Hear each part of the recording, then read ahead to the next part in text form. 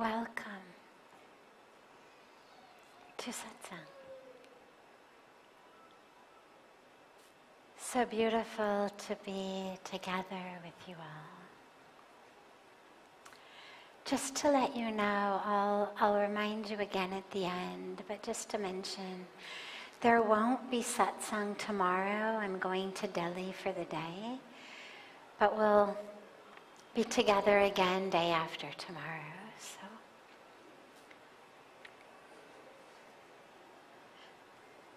actually, are they here? No, there was somebody who had a question I had promised them we'd start with, but they're not here.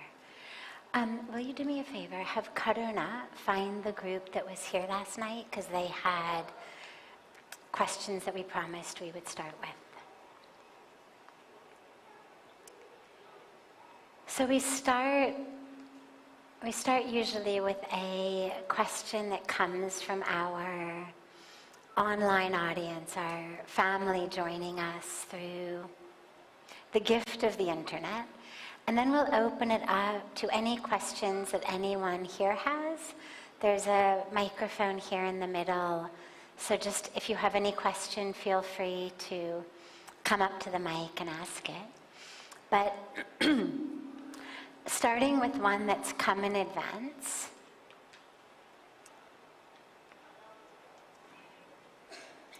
I left my home 10 days ago, and I have been roaming here to find peace.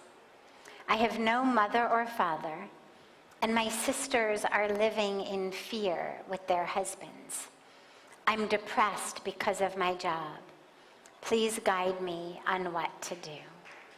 This is asked by Rahi from Delhi. When everything's going well in our life, when we're surrounded by our family, everything's going well with the family, when everything's going well in our job, when our health is good,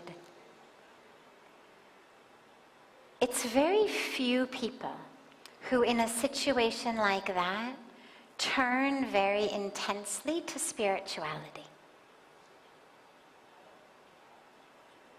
We turn to spirituality much more when things go wrong. Now, in an ideal world, in a perfect world, even in the midst of everything being perfect, we would recognize that there was something missing.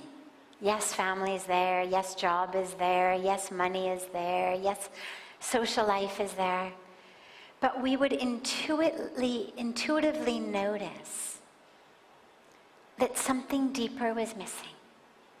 And some people do, but very few, very blessed few. Most people tend not to notice it until kind of the end of life, when they look back and they're like, did I miss something? Was there something really important I missed? For most of us, before the end of our life, what brings us onto a spiritual path is a sense of loss, pain, struggle, trauma, a whole variety of different manifestations of that. But something happens in our life that makes us look more deeply. And in this case, miserable job, no mother or father, no deep relationship with her sisters because they're living in just fear of their husbands. You take that as kind of a divine calling to look within. As long as we've got the mom in place, the dad in place, the other family members in place, good job. So you might not necessarily ever make it to Rishikesh. You might end up, in Goa instead, or Paris instead. Be thankful for those challenges that send you on a spiritual path. Look in, look in, look in. It's a message, it's a teaching. Don't depend on someone else. Go within, go within, go within. Let go of the attachments, let go of the trappings. Go within, go within. So I'm sorry to hear about the circumstances you're in, but I'm also happy to hear about them. There's a beautiful story of this saint, this female saint, who had this gift of being able to cure any kind of physical ailment, injury, leprosy, and just like the worst illnesses. She would just kiss them and they would get better.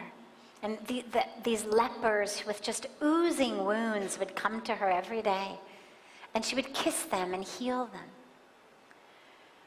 But she always left one wound unfixed. And one day one of her disciples said, why do you do that when you have this gift to cure them completely?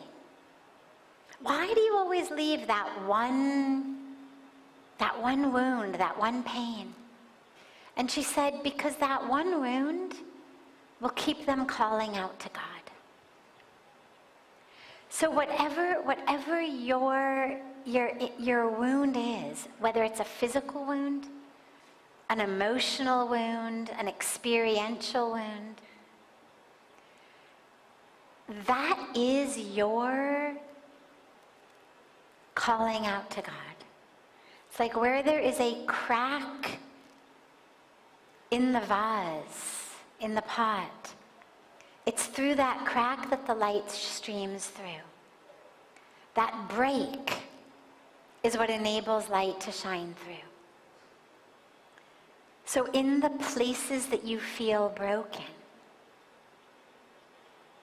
honor them, celebrate them, allow them to be the places that divine light shines through. And you're in the right place, you've come to the right place. Sit on the banks of Ganga. You're already listening to satsang. Come to the Aarti, do the yagna, come to yoga, meditation, all of that. And allow yourself to find an internal strength. Since the universe seems to have taken everything external away from you, it means you're supposed to go within. Beautiful. Yeah, beautiful question. Other questions that anyone here has?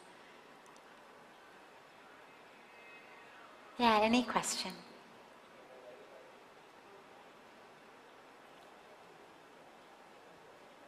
I know it always takes courage to be the first one to ask, and then, yes, come please.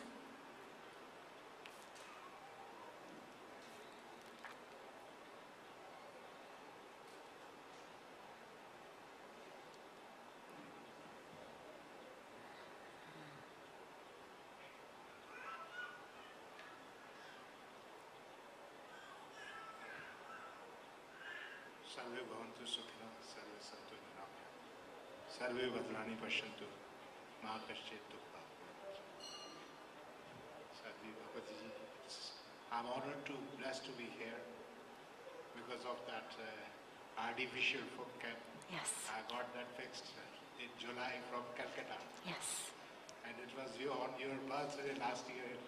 I told you it's your birthday and I'm getting gifts. I'm a trainer for soft skills, and then when we are in some training sessions, we are in sessions like this, our battery is charged. But once we move out from that aura, that's the end of the day. Means how we can permanently stay charged. Stay Yes. Great, great. So it's a two-part question. It's a two-part answer. Can I sit? Yes, of course, please. Please.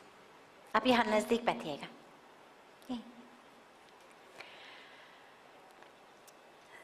So he said, you know, when we're here in the sessions, we feel so charged, our batteries are charged, and then we go out and the batteries dissipate. How do we stay charged? So first of all, don't feel badly if you notice a discharge in your spiritual batteries. The farther you are from a holy place, the longer it's been since you've been in satsang, been in Aarti. It's natural. It's why the saints and the sages have been telling us for thousands of years, go for spiritual pilgrimage, go to the holy places, go to the tirthas. Why? To charge our batteries. And this isn't only in the Hindu tradition. This is in every tradition in the world. Every religious tradition in the world has spiritual pilgrimages, holy places that people are told to go to, ashrams, mandirs, churches, mosques, synagogues, gurdwaras, retreat centers. Why? Because they charge our batteries. It would be like saying, you know, I eat breakfast, I feel really full, it's great. And then, God, you know, like 4 or 5 hours later, I'm hungry again. How can I eat breakfast and stay full? Well, the body wasn't created like that. 4 or 5 hours after you have a good meal, you're going to be hungry. You can fast for a short period of time, but you're going to feel hungry. The fullness dissipates. Spiritual fullness, fortunately, does not dissipate nearly as quickly, and there actually are tools to hold on to it, but recognize that it's natural for that power, that fullness that you experience physically, spiritually, to dissipate over time. And it's why you keep coming back. It's why you keep coming back. It's why it's so important to come back. Because we keep getting recharged. We get recharged. We go out into the world. We forget. We come back. We come back. Everything needs a recharge. The mobile needs a recharge. I mean, whatever we use needs a recharge. These microphones, we got to recharge them. Batteries recharge. Everything needs a recharge. So don't feel badly that you also need a recharge. That being said, there are ways to live each day so that the batteries don't get completely down. Our practices of meditation, our practices of prayer, our practices of seva, service, karma yoga, these are ways to stay charged. Reading the scriptures, doing japa. These are ways to stay charged. And you can do them every day. So when you go back, instead of just allowing the batteries to dissipate completely, make sure that you have a daily practice that keeps you recharged. And anyway, you're still going to want to keep coming back and getting the real powerful charge. But at least it'll keep you charged in the interim, so that it doesn't discharge too quickly. The last piece about that, though, is the more deeply inside of yourself you allow the teachings and the change to go, the more it becomes. And then you don't lose that. And so here, Aarti on the banks of Ganga, allow it to go so deeply inside that it changes you forever. So that wherever you go, whenever you're able to come back, who you are has been forever changed. And then that charge will stay with you always. Great. Yes, and welcome. He was sharing at the very beginning before he asked his question that he's been brought here because we've got a free prosthetic limb camp going on. One of the sevas that we perform here at the ashram is the distribution of free prosthetic limbs, hands, arms, legs, to people who don't have them. And we have a camp going on here, but we've also just today inaugurated a mobile van with these brand new machines that are small and mobile and transportable, and that in 2 hours can actually generate the limb rather than waiting days. So he's come as part of that camp, and it's so beautiful to have you here and to be able to have you play the role of recipient so that we can play the role of giver. But we all remember, of course, that we're all just playing divine roles on God's divine stage, and your willingness to play the role of someone who receives lets us play the role of someone who gives. And we dance together in this beautiful, beautiful Leela. Yeah, thank you. Yes. Yes, yes, in Uttarkashi, yes. Yes. He's telling about the upcoming camps that we're having next month now in mobile different places up in the Himalayas and other places. Other questions? Yes, please.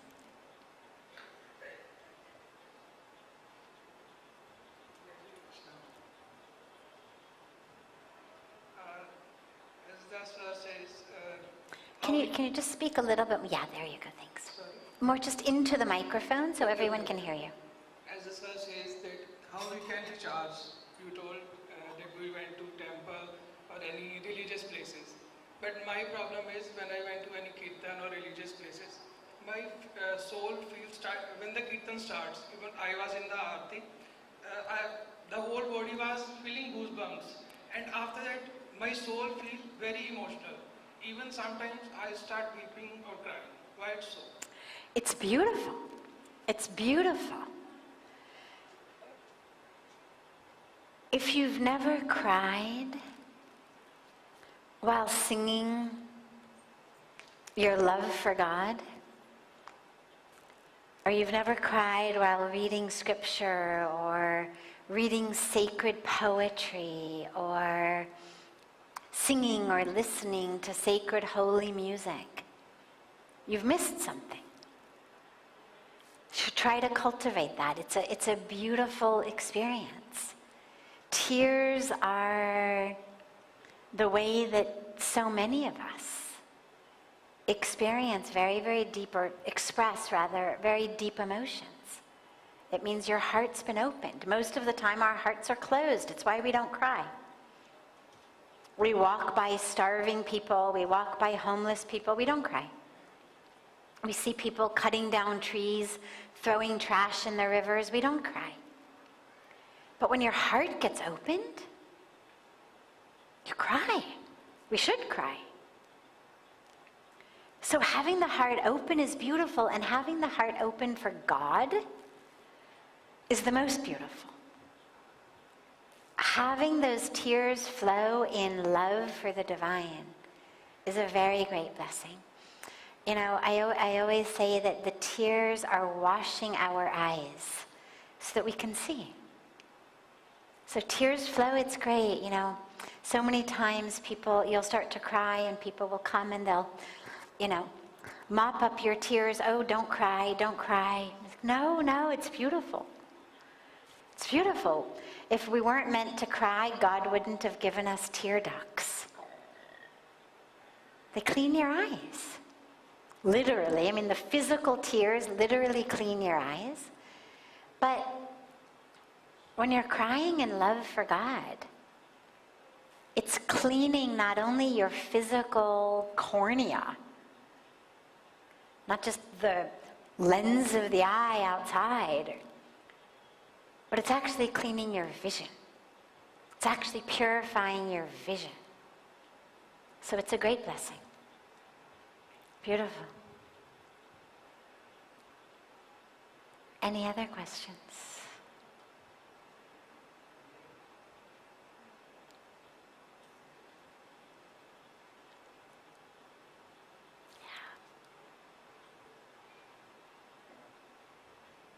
माता जी के चरणों में कोटि कोटि प्रणाम। माता जी, हम सब लोग भौतिक प्रगति के लिए हमेशा पूछे जाते हैं कि भौतिक प्रगति कैसी हो रही है, कार ली नहीं ली, घर लिया या नहीं लिया। इवन बचपन में भी हम लोगों से पूछा जाता है बड़े होके क्या बनोगे। लेकिन जब मैं सोचता हूँ आध्यात्मिक प्रगति या स्पिरिचुअल प्रोग्रेस के लिए ना तो हमें प्रेरित किया जाता है और ना हमसे पूछा जाता है कि स्पिरिचुअल प्रोग्रेस कैसी चल रही है, भगवान का नाम ले रहे हो नहीं ले रहे हो, कीर्तन में जा रहे हो नहीं जा रहे हो। तो हम लोगों को बचपन से ऐसा पढ़ाया जाता है कि बड़े होके क्या बनोगे, लेकिन कभी ये नहीं पूछा जाता बड़े होके भगवान की सेवा कैसे करोगे। तो मतलब ये क्वेश्चन बार बार उठता है कि आध्यात्मिक प्रोग्रेस के लिए हम लोग क्या करें और कैसे इसको अपने जीवन में लेके आए। Beautiful. Spiritual progress is obviously the most important progress. I mean, we need a new definition of success in the world, that it's not just how's your job going, how much money do you have, how big are your biceps, but how's your spiritual progress going? Are you praying? Are you chanting God's name? How's it going? How's your meditation? So, first of all, as a community, as family members of not just our family, but also your own families, we should all remember to ask this of each other. To ask it of your children, ask it of your grandchildren, ask it of your friends. Not just, hey, how's school going? How's football going? Did you make any goals? But how's your meditation? Are you chanting God's name? Are you doing prayers? It's a beautiful, beautiful reminder for that. And the best way to progress spiritually is to ask yourself, as I was mentioning in the Aarti, to ask yourself this question rather than what for me, what through me. How can I be a channel for the divine grace? We're not meant to be a bucket and just keep collecting things. We're meant to be a channel for God's divine grace here on earth. And here's why it's such a beautiful way to progress. Because as you serve as this channel, you are the first beneficiary. Long before God's grace flows through me onto others, it's flowing into me, as me, through me. I am benefiting. If I'm going to share love with people, well, I've got to generate that love in me first, which means I'm the first beneficiary of that love. If I want to share peace, well, I have to create peace inside of me first. You can't share something you don't have. So again, I'm the first beneficiary. So if you think about your life's goal as what through me, how can I share God's grace, love, peace? Well, you're going to progress because you will be an instrument in God's hands. But you will also progress because inside of you will be filled with grace and love and peace and divine flow and an intention to receive, to channel, to create, and to share. And that's the best way to progress. And the last piece of that is, in order for your channel to be effective, it has to be empty. If a channel is full of stuff, it's not going to work, right? If your blood vessels are full of plaque and cholesterol, blood can't flow through them. That's why people have heart attacks. It's not that we don't have blood, we've got great blood. It's that it can't flow through the blood vessel, through the channel, because the channel is clogged with plaque. And that's why, in order to prevent heart attacks, they don't do anything to the blood. They clean the blood vessel. They remove the plaque. In the same way, on a spiritual level, you've got to remove the junk inside of us, our ego, our attachments, our expectations, our stories, our desires, our aversions, all of that. That's what clogs up our internal channel. So if being a perfect channel becomes your aim and your goal, then it means you've got to stay clear, so you become free of all of not self, all of falsehood. You become this first beneficiary of the experience of grace, and you serve as an instrument. So it's a win-win-win way of walking and progressing on a spiritual path. Beautiful. Have a beautiful, wonderful rest of your evening. As I mentioned, we will not be having satsang tomorrow. I will be in Delhi, but I will be back for the day after. So no satsang on 16th, yes satsang back on 17th.